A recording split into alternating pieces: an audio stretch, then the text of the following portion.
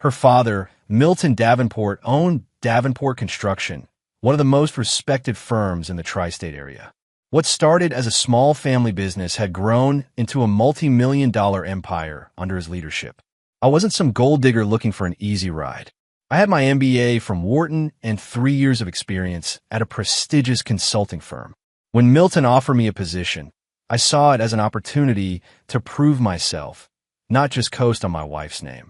Caroline and I had met during our final year at business school, and what drew me to her wasn't her father's money. It was her sharp mind and ambitious spirit. Or, at least, that's what I thought at the time. "Stephen, I want you to understand something," Milton had told me on my first day, his weathered hands gripping his coffee mug. "In this business, blood might be thicker than water, but results are thicker than blood.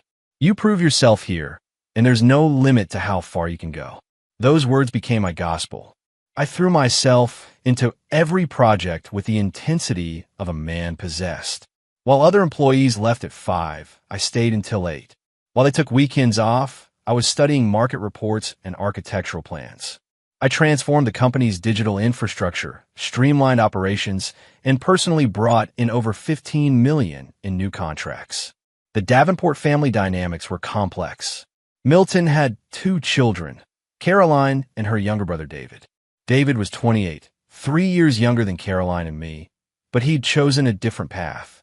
While Caroline had followed in the family tradition of business education, David had dropped out of college to pursue music. For the past 7 years, he'd been touring with various bands, living the bohemian lifestyle that horrified his father. "That boy has no sense of responsibility," Milton would grumble whenever David's name came up. 30 years old and still playing guitar in dive bars. When I was his age, I was building this company with my bare hands. Caroline always defended her brother. "Dad, not everyone wants the same things." "David's happy. Happy doesn't pay the bills or build legacies," Milton would respond.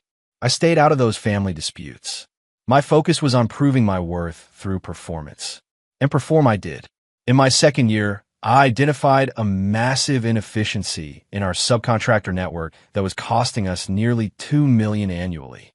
I restructured the entire system, personally negotiating new contracts that saved the company 30% on materials while actually improving quality. "Stephen, that was exceptional work," Milton had said after reviewing my presentation. "I'm promoting you to Senior Project Director." That promotion came with a significant salary increase and, more importantly, Milton's growing trust. He began including me in high-level strategic meetings, asking for my input on major decisions. I could see the path clearly, prove my value, earn respect, and eventually become a partner in the business I was helping to build. Caroline seemed proud of my success, though I noticed she'd been more distant lately. She'd started working late more often, taking mysterious phone calls she'd cut short when I entered the room. When I asked about it, she claimed it was just work stress from her position at the marketing firm downtown. "You're not the only one with ambitions, Stephen," she'd say with a smile that didn't quite reach her eyes. By my 3rd year, I had transformed Davenport Construction's project management system entirely. We went from completing projects 15% over budget and behind schedule to finishing 10% under budget and ahead of deadline. Our client satisfaction scores reached an all-time high. Milton began openly referring to me as the future of this company. But it was in my 4th year that everything began to shift. David returned to town, claiming he was taking a break from the music scene to figure things out. He moved back into his childhood bedroom at the family estate and started spending time at the office, asking questions about the business. "I never realized how much this place had grown," David said during one of his frequent visits. He'd lean against my office doorframe, watching me work with curious eyes. "You've really made quite an impression on Dad." "I just do my job," I'd reply, not looking up from my computer. "Dad talks about you more than he talks about me," David said with a laugh that sounded forced. "Stephen this, Stephen that. Sometimes I wonder if he wishes you were his son instead of me." I should have paid more attention to the undertone in his voice. Should have recognized the seeds of resentment being planted. But I was too focused on the goal, partnership. Milton had been dropping hints for months about bringing in a new partner to help manage the company's expansion into commercial real estate. The business is getting too big for one man to handle, he'd said during our quarterly review. I need someone I can trust completely, someone who understands a vision. That someone was going to be me. I was certain of it. 5 years of 70-hour weeks, of missed family gatherings to close deals, of restructuring every aspect of operations. It was all building toward this moment. What I didn't know was that while I was building my future, others were building their own plans.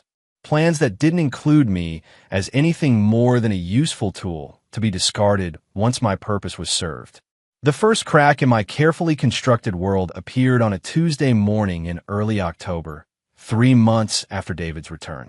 I was reviewing the quarterly reports when Caroline called. "Stephen, can you come home early today? I need to talk to you about something important." Her voice sounded strange, strained in a way I hadn't heard before. "Is everything okay? Just please come home. We need to talk." I left the office at 4, something I rarely did, and drove home with a growing sense of unease. Caroline was waiting in our living room, pacing by the window. She looked up when I entered, her face pale and drawn. "Stephen, I don't know how to say this, so I'm just going to be direct." She took a deep breath. "I want a divorce." The words hit me like a physical blow. "What?" "Caroline, where is this coming from?" "I've been thinking about it for months. We've grown apart. You're never here, you're always working, and when you are here, all you talk about is the company. I feel like I'm married to Davenport Construction, not to you. That's not fair. Everything I've been doing is for us, for our future." "No, Stephen, it's for your future, your ambitions. I never wanted to be just an accessory to your career." We talked until midnight, but it was clear her mind was made up. She wanted a clean break, no contest, just a simple dissolution of marriage. We had no children, and she didn't want alimony, just her personal belongings and her car. "I hope you get what you want, Stephen," she said as I packed a bag to stay at a hotel. "I really do, but I can't wait around to see if you ever figure out what that actually is."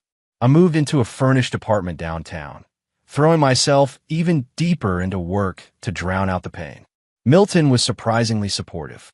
"I'm sorry things didn't work out with Caroline," he said, "but sometimes these things happen for a reason. Maybe now you can focus entirely on what matters, building something lasting." What matters? Building something lasting. His words felt like a lifeline. I doubled down on my efforts, working on a massive project that would cement Davenport Construction's reputation in the commercial sector. A $50 million mixed-use development that required every skill I developed over the past 5 years. For 3 months, I lived and breathed that project. I negotiated with city planners, coordinated with architects, managed a team of 40 subcontractors. I was so focused on proving that Caroline's leaving hadn't broken me, so determined to show Milton that his investment in me was worthwhile, that I missed all the signs of what was really happening. I missed the fact that David had been spending more time at the office, sitting in on meetings I wasn't invited to. I missed the quiet conversations that stopped when I entered a room. I missed the way Milton's assistant, Judith Evans, looked at me with something like pity in her eyes. I was so busy building my future that I didn't notice others were busy destroying it. The first sign that something was wrong came on a Wednesday morning in January. I arrived at the office to find David sitting in the conference room with Milton and 2 men in expensive suits I didn't recognize. Through the glass walls, I could see legal documents spread across the table. Judith looked up from her desk as I passed. "Stephen, Mr. Davenport wants to see you in his office at 10. That gave me an hour to wonder what was happening. I tried to focus on work, but my attention kept drifting to the closed conference room where the meeting continued.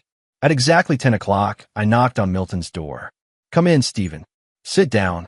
His tone was different, formal in a way it hadn't been in years.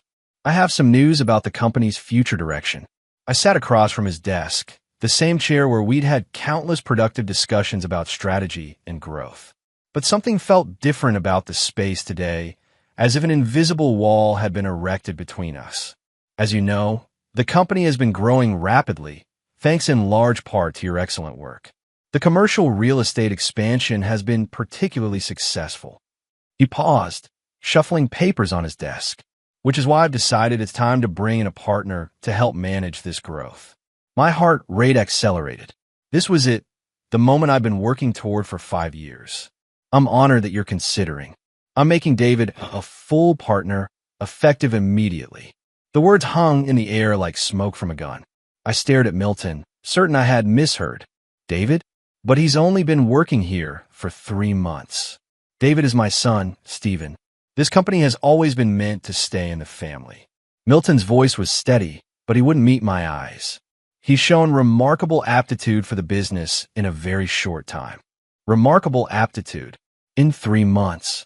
While I had spent 5 years rebuilding this company from the ground up, Milton, I said carefully, I've dedicated the last 5 years to this company.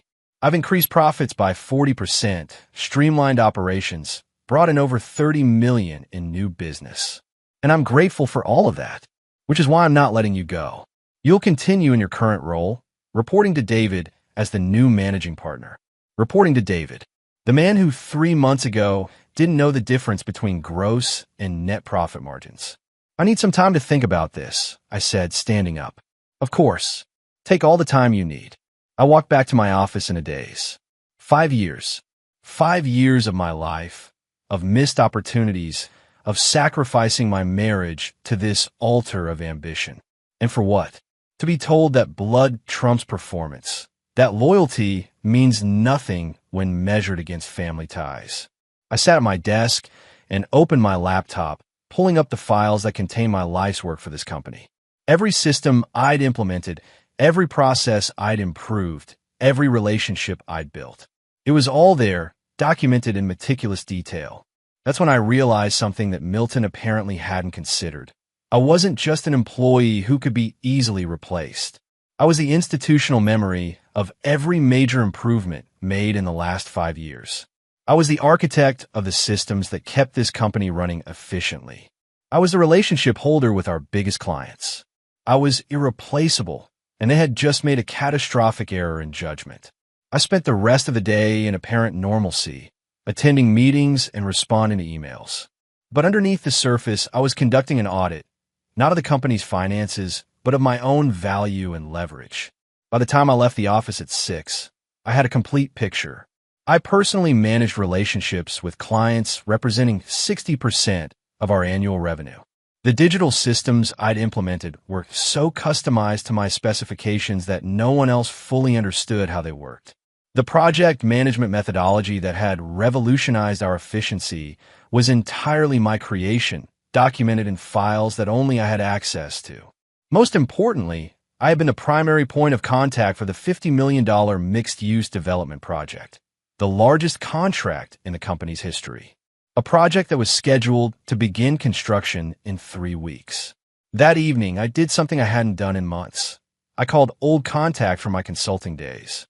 By the end of the night, I had 3 job offers, each with a salary 20% higher than what I was currently making. But job security wasn't what I was after. I wanted something else entirely. The next morning, I walked into Milton's office with a single sheet of paper in my hand. Stephen, have you given thought to what we discussed yesterday? I have. I placed the paper on his desk. This is my resignation letter, effective in 2 weeks. Milton's face went white as he read the brief, professional letter. Stephen, let's talk about this. I know yesterday was a shock, but there's nothing to discuss, Milton. You made your choice. I'm making mine. I smiled, genuinely smiled for the first time in months. Congratulations to David on his partnership. I'm sure he'll do great things. I turned to walk away, but Milton's voice stopped me. You can't be serious. You're throwing away everything you've built here. His face was turning red, veins visible on his forehead. 5 years of your life, Stephen. 5 years. Exactly, I said, still smiling. 5 years of my life that apparently meant nothing when measured against 3 months of family connection. Wait, just wait. Let me think about this. Maybe we can work something out. Maybe there's a different arrangement. I'll spend the next 2 weeks transitioning my responsibilities as best I can. I'll make sure David has access to all the files he'll need. I paused at the door. Though, I should mention, the Harmon Development contract requires my personal signature on all major decisions. You might want to check with legal about how to handle that transfer. I left Milton staring at the resignation letter, his hands shaking slightly as the implications began to sink in. The Hartman Development Project wasn't just the company's largest contract. It was the cornerstone of their expansion into commercial real estate, a project that I had personally negotiated, structured, and managed from conception to near completion. A project where my signature was legally required on every major decision. A project that, if handled incorrectly, could bankrupt Davenport Construction. I spent the rest of the morning documenting my responsibilities, creating detailed transition notes for every project I managed. I was nothing if not professional. But professionalism didn't mean I was going to make their transition easy. Every document I created was technically complete, but practically useless. I listed every task that needed to be completed, but didn't explain the context that made those tasks critical. I provided contact information for every client, but didn't mention the personal relationships and unwritten agreements that kept those clients happy. Most importantly, I documented every aspect of the Hartman project, except for the informal understandings I had reached with the client about timeline flexibility and cost adjustments. Understandings that weren't written down anywhere because they were based on personal trust built over months of relationship management. By lunchtime, word had spread through the office that I was leaving. The reactions were exactly what I expected. Shock from the employees who understood my value, confusion from those who didn't, and barely concealed panic from the senior staff, who knew how much of the company's operations ran through my oversight. David appeared at my office door around 2 o'clock. "Stephen, I heard about your resignation. I hope this isn't because of the partnership decision." I looked up from my computer, taking in his carefully arranged expression of concern. "Not at all, David. Congratulations again. I'm sure you'll do great things. Look, I know this is awkward, but I'd really appreciate your help in getting up to speed on everything. Maybe we could grab dinner tonight, and you could walk me through the major projects?" "I'm afraid I can't tonight, but I've been preparing detailed transition documents. You'll have everything you need, but not everything you'll want," I thought to myself. David lingered in the doorway. "The Hartman project, Dad mentioned something about your signature being required?" "That's correct. It's written into the contract. All major decisions require the signature of the designated project manager, which is currently me. But surely they can be transferred. I'm sure your lawyers will figure out the best way to handle it." I turned back to my computer screen. I really do need to focus on these transition documents. He left, but I could feel his eyes on me through the glass wall of my office for the rest of the afternoon. At exactly 5 o'clock, I saved my final transition document, backed up my personal files to a secure external drive, and began packing my personal belongings. 5 years of my professional life fit into 2 cardboard boxes. Some books, a few awards, a photo of Caroline and me from happier times that I immediately threw away. As I carried the boxes to my car, I thought about what came next. I had job offers, I had savings, I had skills that were in demand. But more than that, I had something else, complete knowledge of how to systematically dismantle everything I'd built. The question wasn't whether I would use that knowledge. The question was how far I was willing to go. As I drove away from Davenport Construction for the second to last time, I already knew the answer. My final 2 weeks at Davenport Construction were a masterclass in malicious compliance. I did exactly what was asked of me. Nothing more, nothing less. I created transition documents that were technically complete, but strategically useless. I trained my replacement on the basic functions of the systems I'd built while carefully avoiding the nuances that made them work efficiently. Most importantly, I watched David fumble through meetings with the bemused expression of someone who had no idea how far and over his head he was. "Stephen, Milton cornered me in the break room during my final week. I need to ask you something directly. Are you sabotaging this transition?" I looked up from my coffee with genuine surprise. "Milton, I've done everything you asked. I've documented every process, trained David on every system, prepared detailed notes on every client relationship. If there are specific concerns, I'm happy to address them. The Hartman Project team is saying you haven't been responding to their emails about the timeline adjustments. I respond to every email within 24 hours. However, I may not have the authority to make the decisions they're asking about, given that David is now the managing partner." Milton's jaw tightened. "Stephen, please. This project is critical to the company's future. I understand that. which is why I've been so thorough in documenting everything for David's review. What I didn't mention was that everything included only the official project requirements, not the informal agreements I'd made with the client. Agreements that had kept them happy when we'd encountered the inevitable construction delays and cost overruns that plagued every major project. The Hartman development team was expecting the personal touch they'd grown accustomed to, the immediate responses to concerns, the creative problem solving, the relationship management that had kept a $50 million project running smoothly. Instead, they were getting referred to David, who was still learning the difference between load-bearing walls and partition walls. On my final day, I cleaned out my desk while David watched nervously from the conference room, where he was attempting to manage his first major client meeting. Through the glass, I could see him shuffling through papers, clearly struggling to answer questions that should have been routine. "Mr. O'Neill?" Judith appeared at my desk. "Could I speak with you privately?" I followed her to an empty office. She closed the door and turned to face me with an expression I'd never seen from the usually professional assistant. "I need to tell you something, but I need your word that you won't reveal how you found out." "You have it." She took a deep breath. The partnership decision wasn't just about family. Caroline has been having an affair with David for 8 months. Milton found out 3 weeks ago. The words hit me like a physical blow. I sat down heavily in the nearest chair, my mind reeling. 8 months. That means it started before your divorce papers were filed. She left you for him, Stephen. And when Milton found out, David convinced him that making him a partner was the only way to make things right for the family. The pieces fell into place with sickening clarity. Caroline's distance in the months before a divorce, her mysterious phone calls, her sudden desire for a quick, uncontested separation, David's return to town, and sudden interest in the family business. "Why are you telling me this?" Judith looked out the window at the construction site where we were building our latest project. "Because I've worked for this family for 15 years, and I've never seen Milton make a decision this stupid. David doesn't care about this company. He just wanted to impress Caroline. And she doesn't care about either of them. She just wanted financial security without having to work for it. How do you know all this?" "I schedule Milton's appointments, manage his calendar, handle his personal matters. I see everything, Stephen, including the private investigator's report he commissioned when he suspected something was wrong." She handed me a manila envelope. "Copies of everything.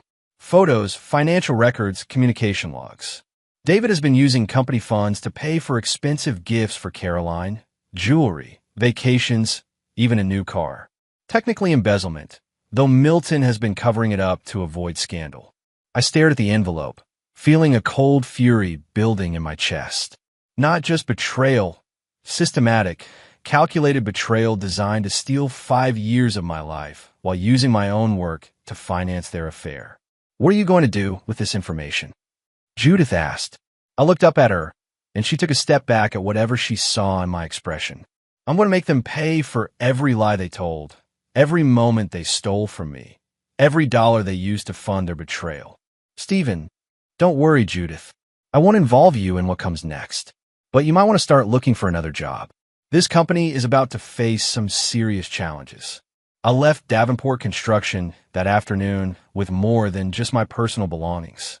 I had a complete understanding of exactly how thoroughly I'd been betrayed and exactly how to make everyone involved pay the price. That evening, I sat in my apartment with the private investigator's files spread across my kitchen table. Photos of Caroline and David at expensive restaurants.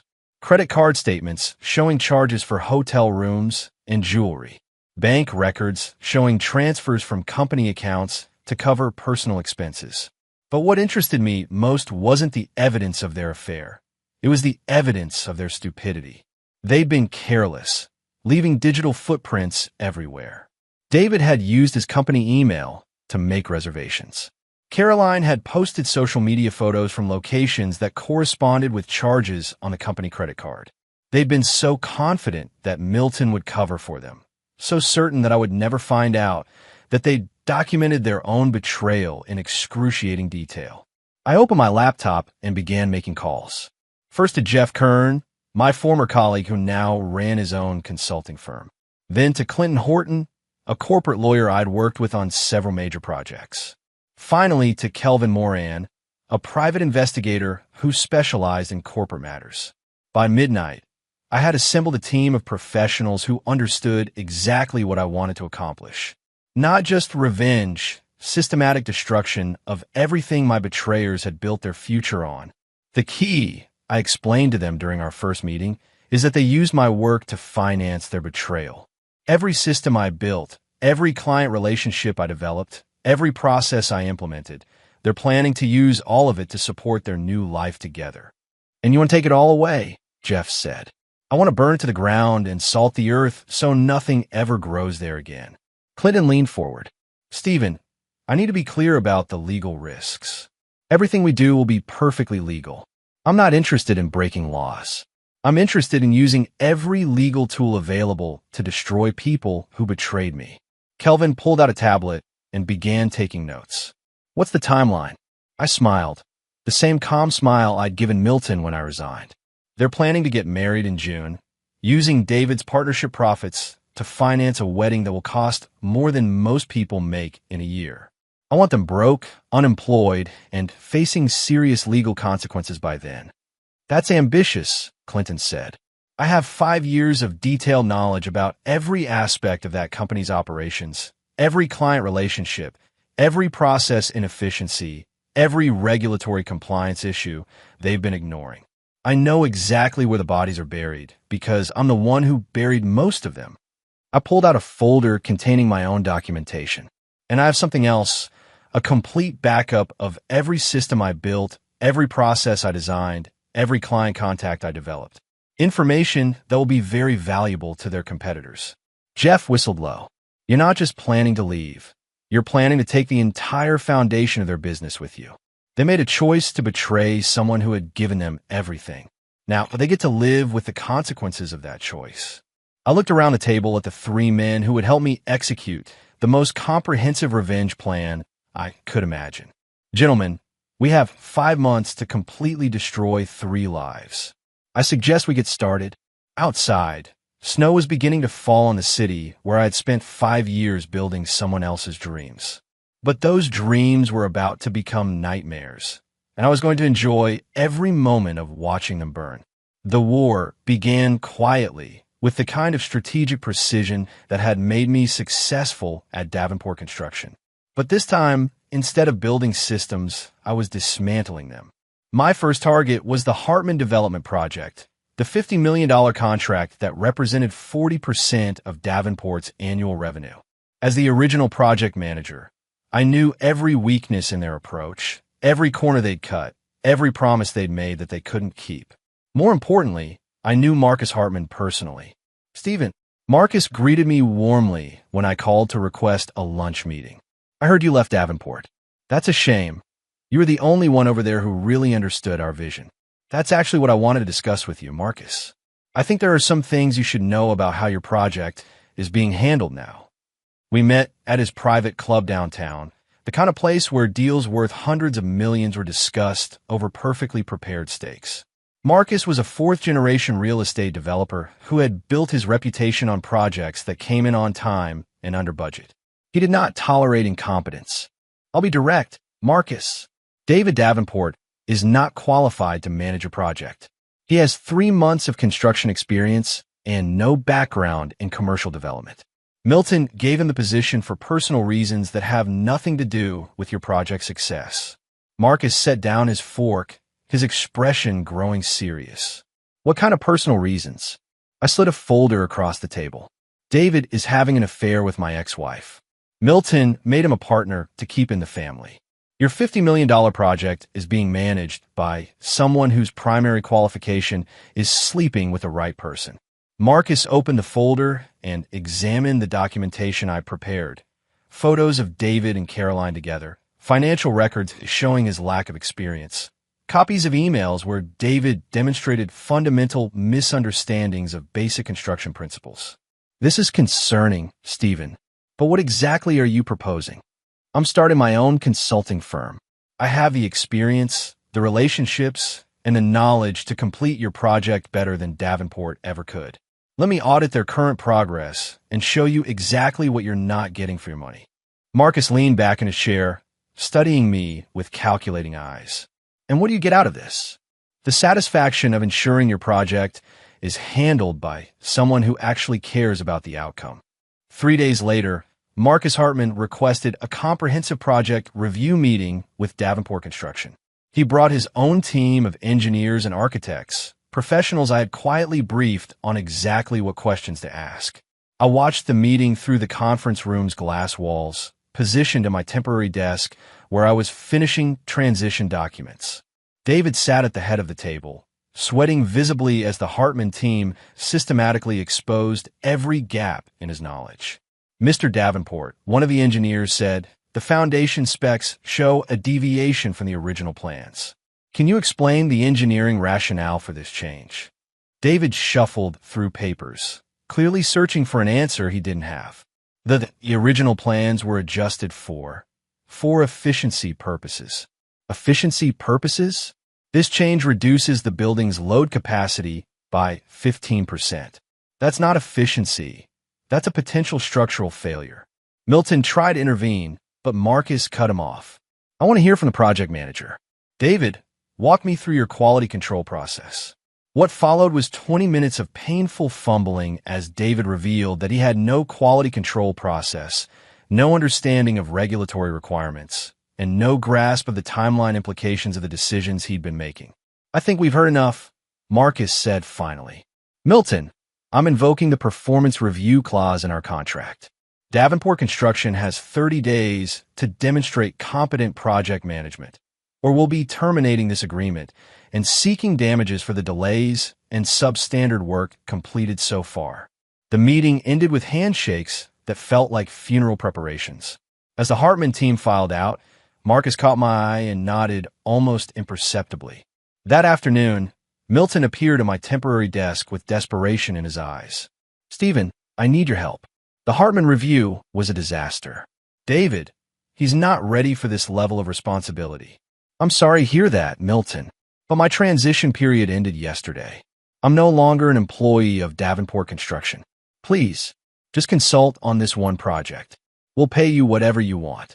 I pretended to consider the offer. "I appreciate the offer, Milton, but I've already committed to other opportunities. However, I do have some advice. Anything. Fire David before he destroys everything you've built. Admit the partnership was a mistake, bring in someone qualified, and hope Marcus Hartman is willing to work with competent management." Milton's face went pale. "I can't fire David. The family situation, it's complicated. Then you're going to lose the Hartman project.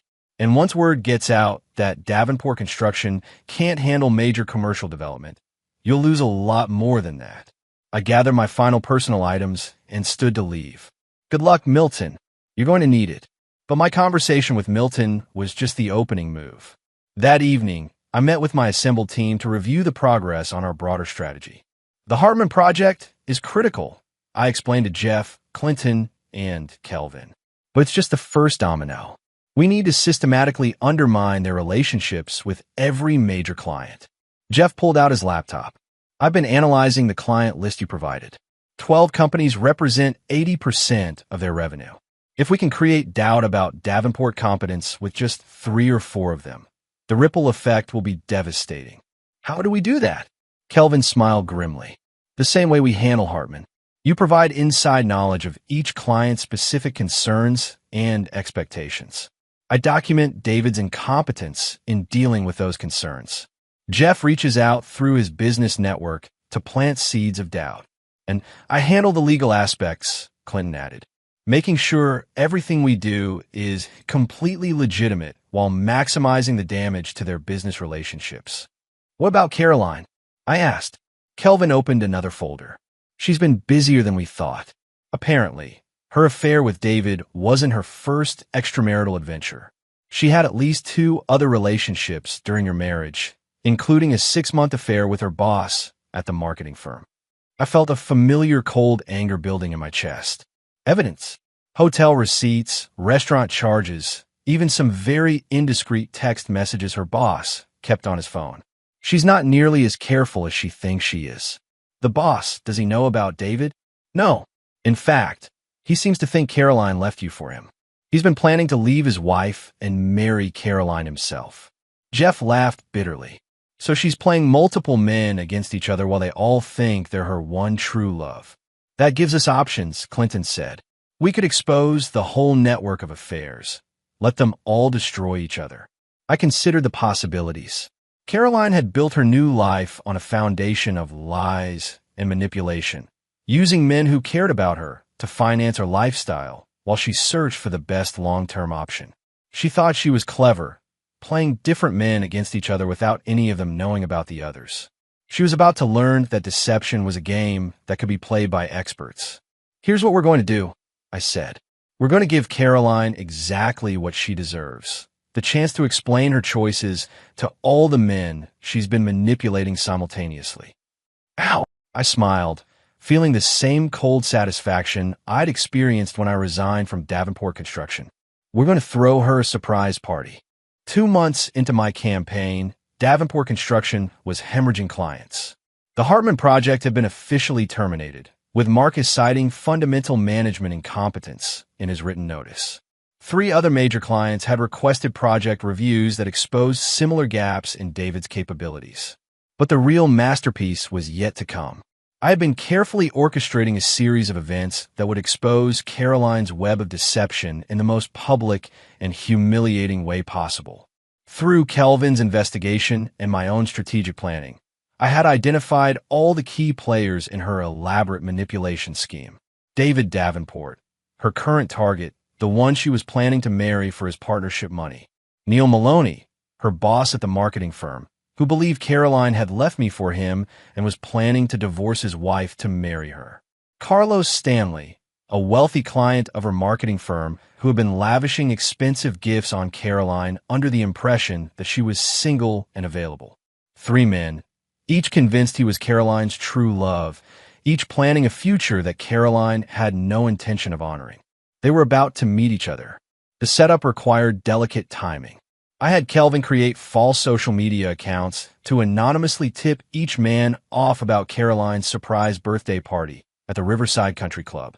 Each received information suggesting that Caroline would be thrilled if he showed up to surprise her. What none of them knew was that Caroline wasn't having a birthday party. She was having dinner with David to finalize their wedding plans.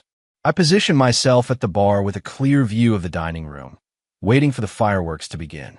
David and Caroline arrived first, settling into a corner table where they immediately began discussing wedding venues and guest lists. They looked happy, relaxed, the picture of a couple planning their future together. Neil Maloney arrived 20 minutes later, carrying a bouquet of expensive roses and looking around for Caroline's birthday party. When he spotted her having an intimate dinner with another man, his face went through a fascinating range of expressions: confusion, recognition, anger. Carlos Stanley appeared just as Neil was approaching Caroline's table. Carlos was carrying a jewelry box that undoubtedly contained something extremely expensive.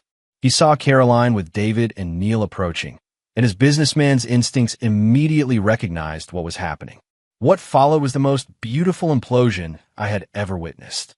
"Caroline," Neil's voice carried across the dining room. "What's going on here?" Caroline looked up from her menu and went completely white. "Neil, what are you doing here?" "I came for your birthday party, though it looks like you're celebrating something else entirely." David stood up, confusion evident on his face. "Caroline, who is this?"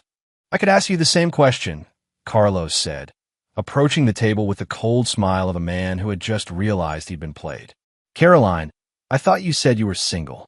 The conversation that followed was everything I had hoped for and more. 3 men discovering simultaneously that the woman they loved had been manipulating all of them. Caroline trying desperately to explain away the unexplainable. The growing realization among her victims that they had been nothing more than financial resources to be exploited. "You told me you divorced Stephen because you realized you loved me," Neil said, his voice rising. "You told me you were waiting for the right man to settle down with," Carlos added. "You told me we were soulmates," David said, his voice breaking slightly. Caroline tried to salvage the situation, but she was outnumbered and outmaneuvered. Each man had evidence of her promises, her lies, her manipulation. The jewelry, the expensive dinners, the hotel rooms, all funded by men who believed they were investing in a future with someone who actually cared about them. The confrontation lasted 30 minutes, ending with all three men walking away in disgust while Caroline sat alone at the table, her carefully constructed web of deception in ruins around her. But I wasn't finished with her yet. The next morning, I implemented the second phase of Caroline's punishment. Kelvin had discovered that she had been using her position at the marketing firm to embezzle small amounts from client accounts. Never enough to trigger audits, but enough to fund her expensive lifestyle. Armed with documentation of her financial crimes, I arranged for an anonymous tip to be sent to her company's compliance department. By noon, Caroline had been fired and was facing potential criminal charges. David, meanwhile, was dealing with his own crisis. With the Hartman project terminated and 3 other major clients expressing concerns about Davenport Construction's competence, the company was facing its first quarterly loss in 15 years. Milton was finally beginning to understand the true cost of his nepotistic decision. "Stephen," Milton called me that afternoon, "I need to ask you something directly. Are you behind what's happening to us?" "I'm not sure what you mean, Milton." "The client complaints, the project reviews, the sudden scrutiny of David's qualifications, it all started after you left. Maybe clients are just noticing things they didn't pay attention to before." "Damn it, Stephen. This company is failing because of what you're doing. This company is failing because you chose family loyalty over competence. I didn't make David unqualified to manage major projects. I didn't make Caroline a liar and a cheat. I didn't make you choose nepotism over merit." There was a long silence on the phone. "What do you want, Stephen? What will it take to stop this?" "I don't want anything from you, Milton. I'm simply letting the market decide what Davenport Construction is worth without my contributions. If that's destroying your business, perhaps you should consider what that says about your decision-making process." I hung up the phone and immediately called Jeff to coordinate the next phase of our plan. "The construction industry is smaller than people realize," I explained to my team that evening. "Word travels fast about companies that can't deliver on their promises. David's incompetence is becoming common knowledge, which means other firms are going to start poaching Davenport's remaining clients. And you're going to help them do that," Jeff said. "I'm going to make it very easy for clients to understand why they should switch to more competent firms. Firms that happen to employ consultants who understand their specific needs and expectations." Kelvin pulled out his latest surveillance report. "Caroline's been trying to contact David, but he's not returning her calls. Apparently, discovering that your fiancé has been manipulating multiple men simultaneously tends to damage the relationship." "What about her legal situation?"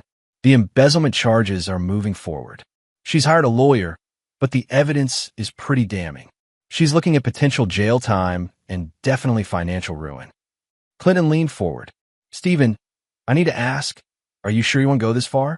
Caroline's life is essentially destroyed at this point. I thought about 5 years of my life sacrificed to build someone else's dreams. About a marriage dissolved because of lies and manipulation. About trust betrayed and loyalty rewarded with contempt." I stood up and gathered the folder. "You have 24 hours to resign from Davenport Construction and make full restitution for what you've stolen. If you don't, this evidence goes to the police, the state attorney general, and the IRS." Judith was crying now, her carefully constructed facade of righteousness crumbling. "Please, Stephen, I have children. I have a mortgage. You should have thought about that before you decided to become a criminal." I left her sitting at the coffee shop, understanding for the first time that she had been manipulated just as thoroughly as everyone else in this web of betrayal and revenge. By the end of that week, Davenport Construction had effectively ceased to exist. The regulatory violations had resulted in license suspension. The client defections had eliminated revenue. The embezzlement charges against multiple employees had created a scandal that made the company untouchable in the industry. Milton was facing personal bankruptcy, criminal charges for endangering public safety, and the complete destruction of the business his father had built.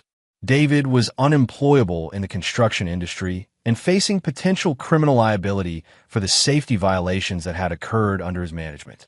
Caroline was working as a waitress in a diner on the other side of town, unable to afford a lawyer for her continuing legal problems and facing the possibility of jail time. Judith had resigned in disgrace and was cooperating with authorities to avoid prosecution, which meant providing evidence against Milton that would likely result in additional criminal charges. For lives completely destroyed. 5 years of my dedication and loyalty avenged in the most thorough way possible. But revenge, I was learning, was like a drug. The more you had, the more you wanted. And I wasn't quite finished yet. 6 months after my resignation from Davenport Construction, I stood in the empty lobby of what had once been their corporate headquarters. The bankruptcy auction was scheduled for the following week, and everything Milton had built over 30 years would be sold to pay his creditors. But I hadn't come to gloat over the ruins of my enemies. I had come to collect something that belonged to me. Stephen. Milton's voice echoed in the empty space. He looked 20 years older than when I'd last seen him, gray-haired, hollow-eyed, defeated. What are you doing here? I came to make you an offer, Milton. He laughed bitterly. I don't have anything left to sell. You have something I want. Information about David and Caroline's current situation. Milton's eyes narrowed. You're still going after them? Isn't destroying my life enough revenge for you? David and Caroline haven't paid the full price for their betrayal yet. They're still alive, still free, still able to build new lives somewhere else. That's not acceptable. Stephen, please. Enough people have been hurt. My company is gone. My reputation is destroyed. I'm facing criminal charges that could put me in prison. David can't find work anywhere, and Caroline is barely surviving. Isn't that enough? I looked around the empty lobby where I had once walked with pride, where I had believed in loyalty and hard work and merit-based success. 5 years, Milton. 5 years of my life dedicated to building your company while your son was sleeping with my wife and planning to steal everything I'd earned. You want me to stop now because you think they've suffered enough? They made mistakes. They made choices, deliberate, calculated choices to betray someone who trusted them. Now they get to live with the consequences of those choices until the day they die. I pulled out a folder containing information I'd gathered about David and Caroline's current circumstances. David is working construction labor for minimum wage under a false name in Seattle. Caroline is waitressing in Portland while fighting embezzlement charges. They thought they could disappear and start over somewhere else. Milton stared at the documentation. How did you find them? The same way I found out about their affair. By being more thorough and more determined than they are clever. What do you want from me? I want you to call them. Tell them to meet you here tomorrow night. Tell them you have a proposal that could help them start over. And then what? I smiled. The same cold smile I perfected over the past 6 months. Then they get to learn what happens to people who think they can escape the consequences of betraying me. Milton shook his head. I won't help you hurt them any more than you already have. You don't have a choice, Milton, because if you don't make those calls, I'll make sure the federal prosecutors investigating your safety violations receive some additional evidence that could turn your potential 5-year sentence into a guaranteed 20-year sentence. I showed him a second folder containing documentation of safety violations I had discovered but hadn't yet reported, violations that had occurred during his tenure, not David's.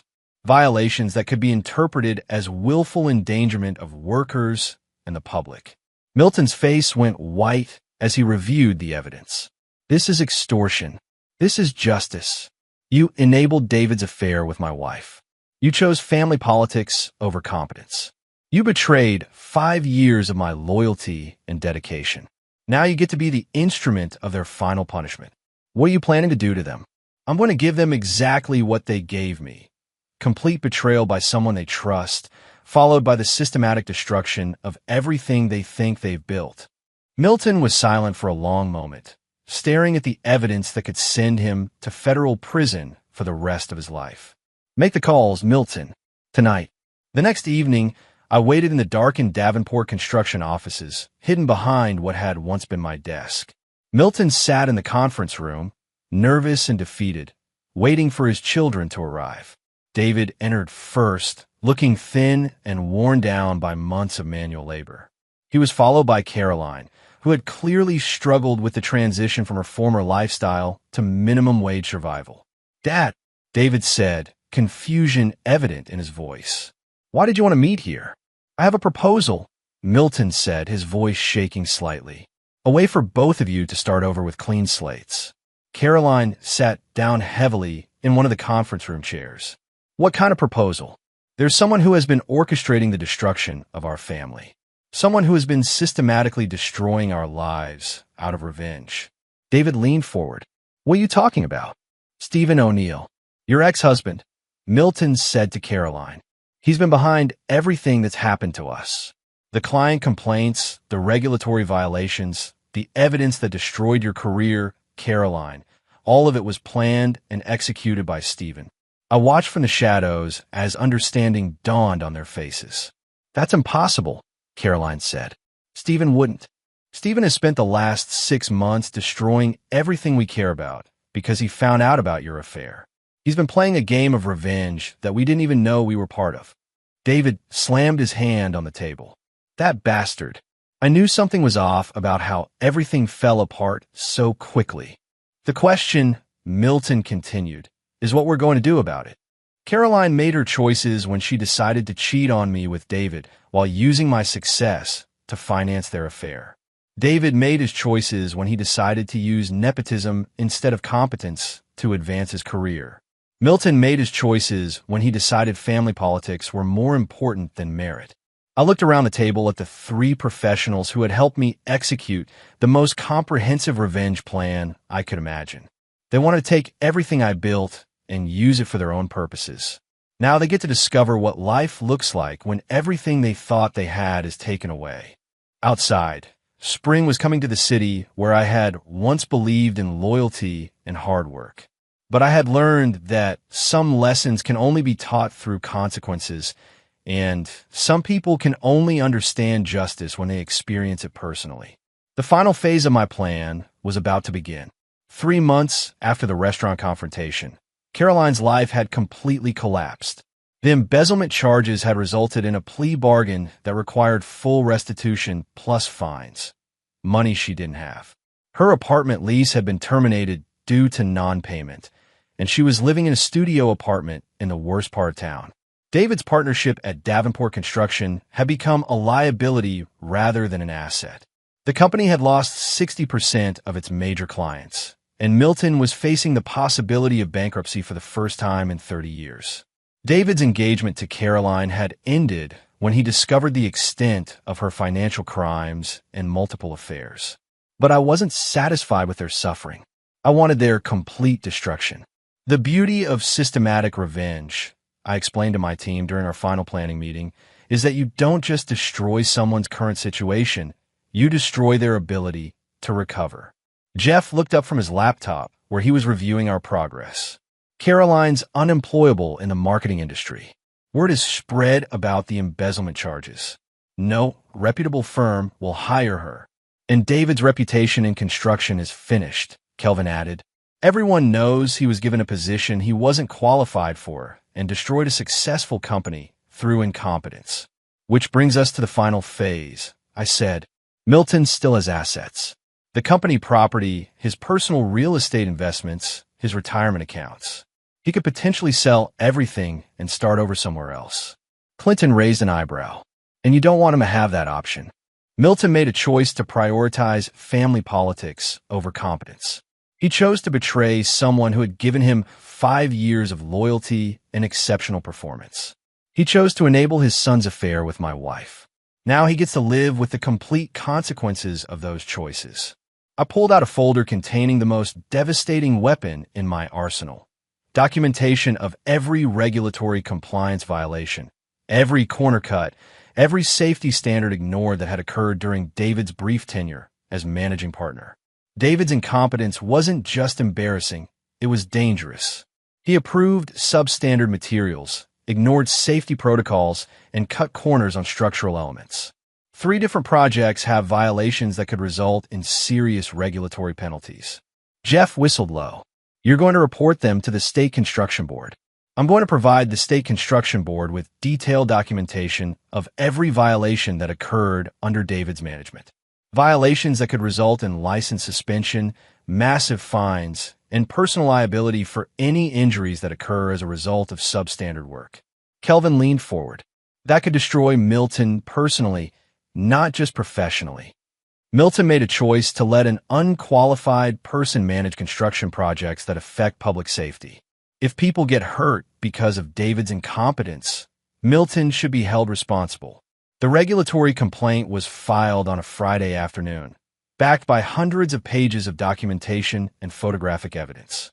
By the following Monday, Davenport Construction was facing a comprehensive investigation that would likely result in criminal charges for endangering public safety. But even that wasn't the end of my plan. I had saved the most personal revenge for last. Through Kelvin's investigation, I had discovered that Caroline and David weren't the only ones who had betrayed me. Judith Evans, Milton's assistant who had provided me with information about the affair, had her own agenda. She had been systematically stealing from the company for years, using her access to financial systems to skim money from vendor payments.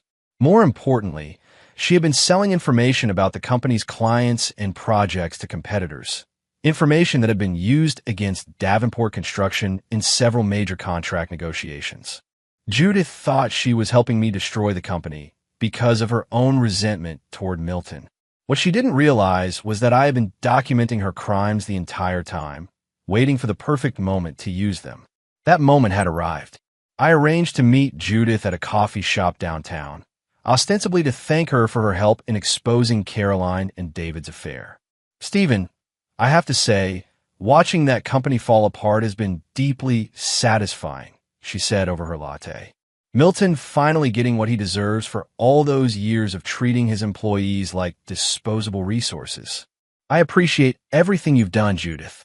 Your information was crucial to understanding what really happened. I'm just glad someone finally exposed Caroline for what she really is. That woman destroyed your marriage and manipulated everyone around her for her own benefit. I nodded sympathetically. It's unfortunate when people abuse positions of trust for personal gain.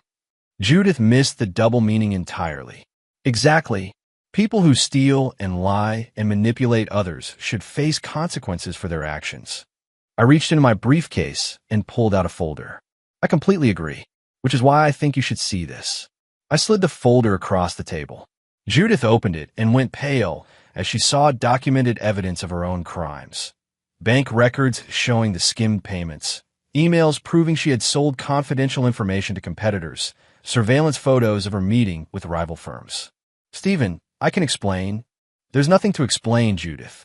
You're a thief and a traitor, just like Caroline and David. The only difference is that you thought you were on the winning side. You can't turn this over to authorities. I helped you. You helped yourself. You wanted revenge against Milton for your own reasons, and you used me to get it. But I don't work with criminals, Judith. I destroy them. Caroline's face had hardened into an expression of pure hatred. He destroyed my career, my reputation, my entire life. All because he couldn't handle losing me to someone better. So what's your proposal, Dad? David asked. Milton took a deep breath. I think we should confront him. All of us, together. Make him understand that we know what he's done and that we're not going to let him continue destroying our lives. Where is he? Caroline asked. I think I can arrange a meeting, Milton said. Tomorrow night. Just the four of us. I smiled in the darkness. They were planning their own confrontation, believing they could somehow intimidate me into stopping my campaign of revenge. They thought that by working together, they could regain some control over their situation. They had no idea that they were walking into the final trap I had prepared for them. As they filed out of the empty office, making plans for their confrontation with the man who had destroyed their lives, I remained hidden in the shadows, savoring the anticipation of what was to come. Tomorrow night, David and Caroline would finally understand the true scope of what I had taken from them. And more importantly, they would understand that there was no escape from the consequences of betraying someone who never forgave and never forgot. The game was almost over, and I was about to win in ways they couldn't possibly imagine. The abandoned warehouse I had chosen for our final confrontation sat on the outskirts of the industrial district, far from witnesses or interference. It was the perfect location for what I had planned, isolated, soundproof, and equipped with the tools I would need to deliver the final lesson to my betrayers. I arrived 2 hours early to prepare. The main floor of the warehouse was empty except for a single table in the center, illuminated by harsh overhead lights. In the shadows around the perimeter, I had position cameras to record everything that was about to happen. This wasn't just about revenge anymore. This was about creating a permanent record of justice being served. At exactly 8 o'clock, Milton's car pulled into the warehouse parking lot. Through the security cameras I had installed, I watched as he, David, and Caroline approached the building with a nervous determination of people who thought they were finally taking control of their situation. They had no idea they were walking into their own funeral. I waited in the shadows as they entered the warehouse, their footsteps echoing in the empty space. The single table in the center of the room held 3 chairs and a manila envelope. "Stephen," Milton called out. "We're here. Let's get this over with." I stepped into the light, wearing a calm smile that I knew would unnerve them more than any display of anger. "Thank you all for coming. Please sit down." They remained standing, clustered together like animals sensing a predator. I said, "Sit down." My voice carried an edge that made all 3 of them flinch. "Or you can leave now and spend the rest of your lives looking over your shoulders, wondering when I'll finish what I started." They sat. I opened the manila envelope and spread its contents across the table. Photographs, financial records, legal documents, and evidence of crimes they didn't even know I knew about. "Let's start with you, Caroline. You think I destroyed your life because I couldn't handle losing you to someone better?" Caroline lifted her chin defiantly. "You're pathetic, Stephen. You couldn't accept that I found someone who actually appreciated me. Someone who appreciated you." I laughed.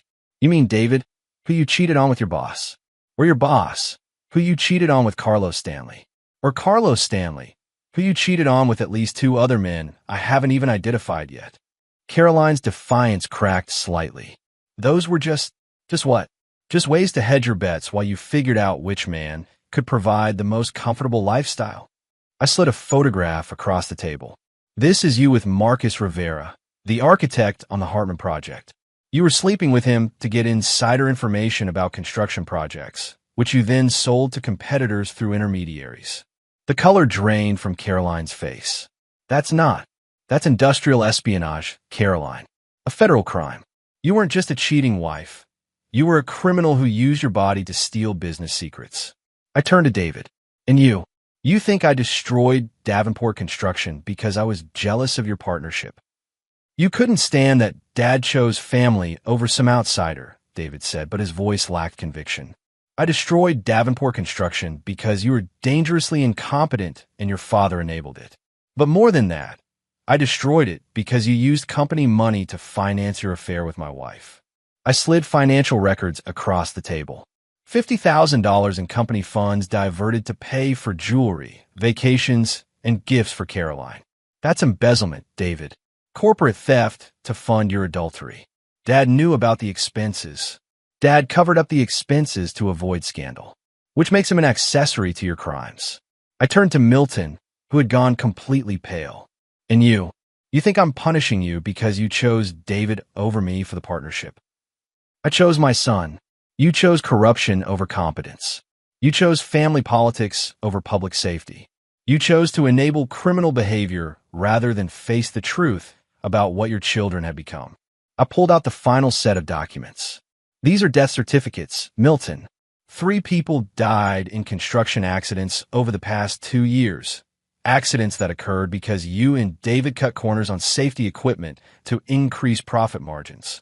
Milton stared at the documents in horror. "Those accidents were investigated. Those accidents were covered up by falsified safety reports and bribes to inspectors. I found the bank records, Milton. I found the payments to city officials. I found the forged documents." The warehouse fell silent except for the sound of 3 people realizing they were facing life in prison. "You want to know what I've really been doing for the past 6 months?" I continued. "I haven't just been destroying your careers and reputations. I've been documenting every crime you committed, every law you broke, every person you hurt in pursuit of your selfish desires."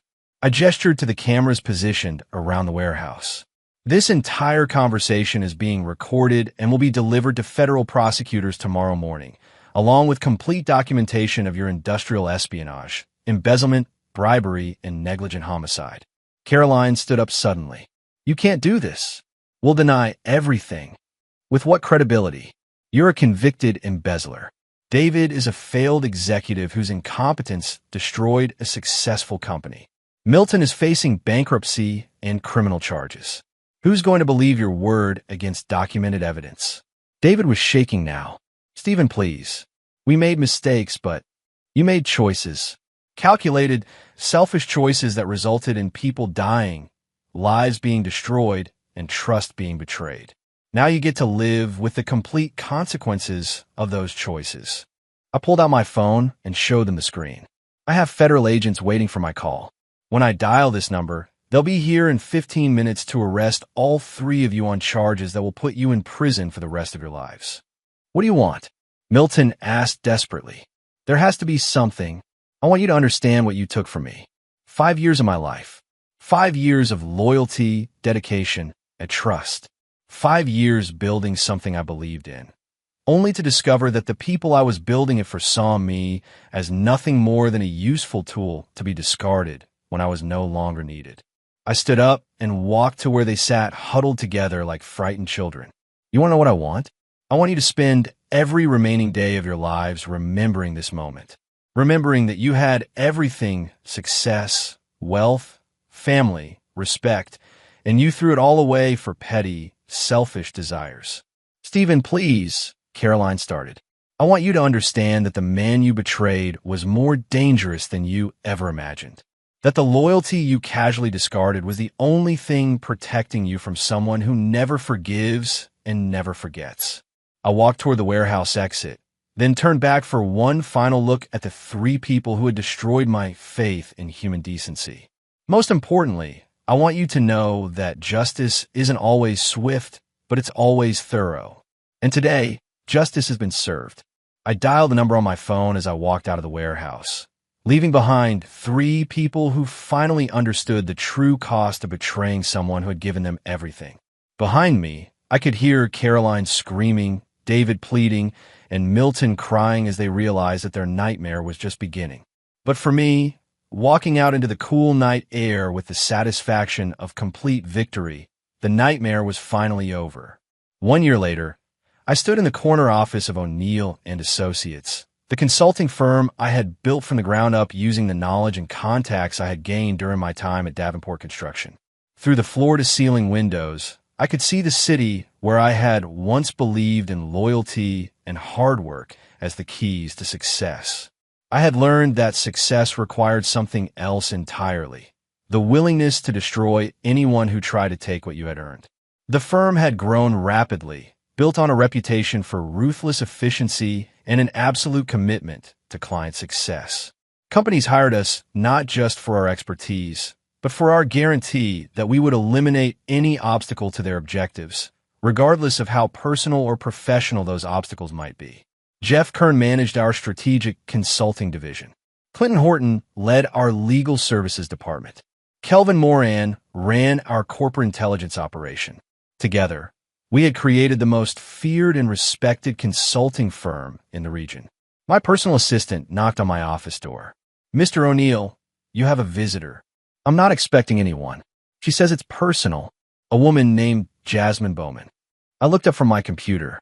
I knew that name.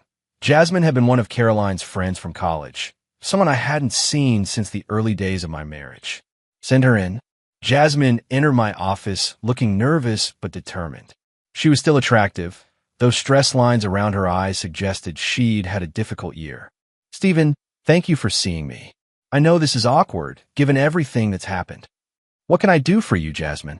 She sat down across from my desk, gathering her courage. I need to tell you something about Caroline. Something I should have told you years ago. I leaned back in my chair, curious despite myself. I'm listening. The affair with David, it wasn't her first. She cheated on you throughout your entire marriage, Stephen. I knew about it, and I said nothing because I thought it wasn't my place to interfere.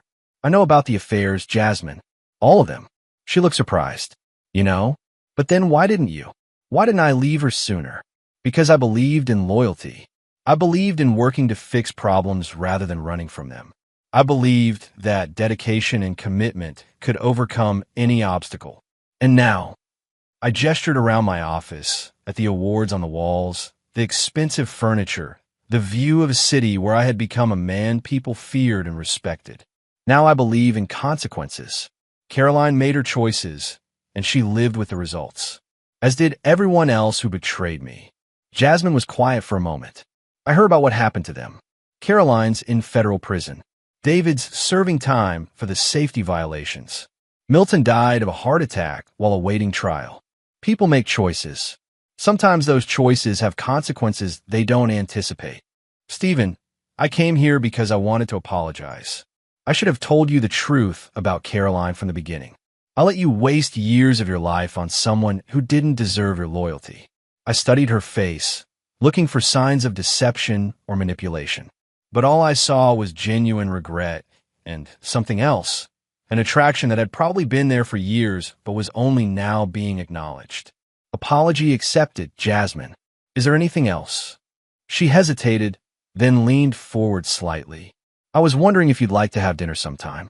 I know the timing might seem strange, but you want to see if I'm interested in someone who actually values loyalty and honesty? Her face flushed slightly. Something like that. I considered the offer. Jasmine was attractive, intelligent, and apparently possessed enough integrity to feel guilty about not warning me about Caroline's betrayals. She was also divorced herself, which meant she understood the pain of betrayal. But more importantly, she was offering me something I hadn't had in a long time, a chance to build something positive instead of destroying something negative. I like that, I said, but I need you to understand something about who I've become. What's that? I don't forgive betrayal. I don't give second chances to people who lie to me or manipulate me.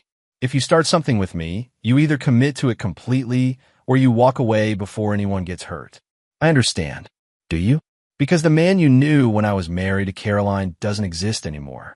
I've become someone who deals with problems definitively and permanently.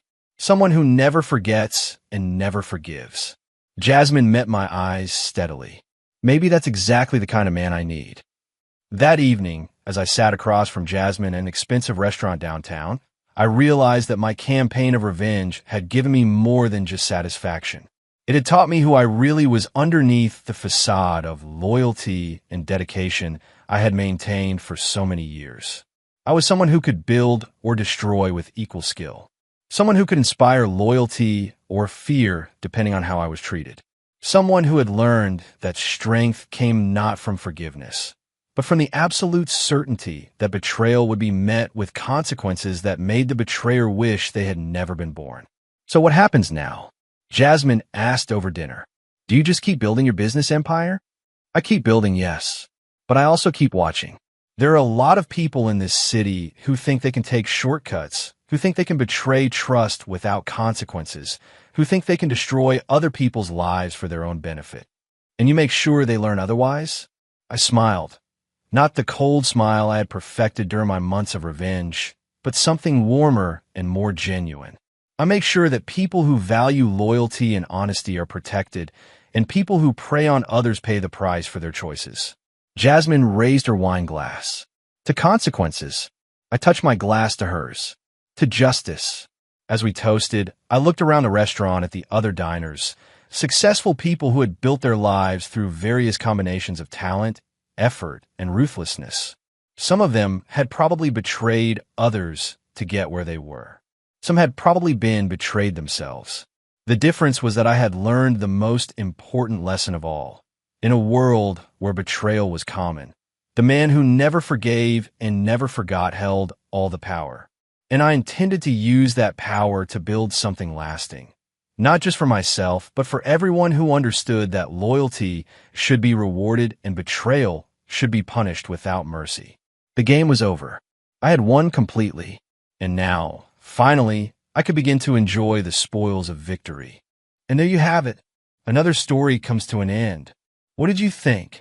I'd love to hear your thoughts in the comments below. If you enjoy this story, consider joining our community by subscribing. It means the world to us. For more stories like this one, Check out the recommended videos on screen. And I'll see you there.